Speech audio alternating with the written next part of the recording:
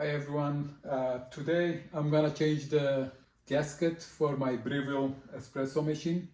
So I ordered one of those from Amazon, and then you will also need the Allen key, but depending on your model you might also need just a regular screwdriver.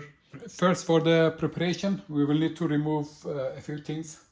We'll remove the water tray as well as this tray in the back.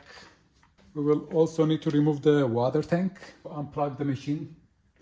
We will put a few towels in the back of the machine. Actually, we will also need to remove the coffee basket so we don't spill anything. We'll go ahead and lay the machine on its back. Here you will see where the gasket is. If you see in the corner here, that's where the gasket is. But we will first have to remove this cover here. As I said earlier, we will need an Allen key for that. So I'll go ahead and remove that cover first, and then we will be able to remove the gasket itself. The screw is out, and then now you just need to take out this cover. In my case, I think it's already a little bit loose, so I'll just yank it a little and then it should come out. But normally they recommend to use something softer so not to damage it. So I'll just take it out. So I went ahead and grabbed this old plier that I found in my toolbox. It has these sharp edges, so I'll just try to grab the gasket with that and try to take it out quickly. Yeah. And here it is.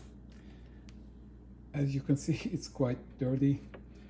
So I think it's a good idea to try to change it at least maybe once a year, but I'm not sure what the Breville's recommendation is. But as you can see, it got quite dirty, so I'll go ahead and replace it with a new one. So while you are at it, it's also a good idea to give it a thorough cleaning, so that once you put it back there is no residue in there.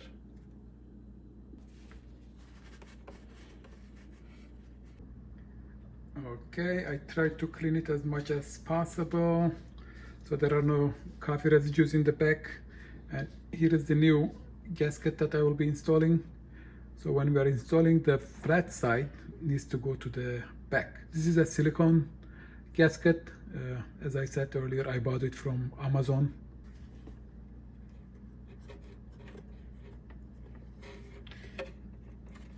Make sure it goes in nice and snug.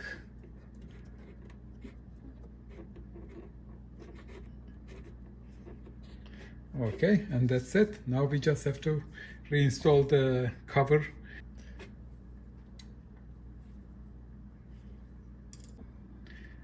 And that's all. That should be good to go.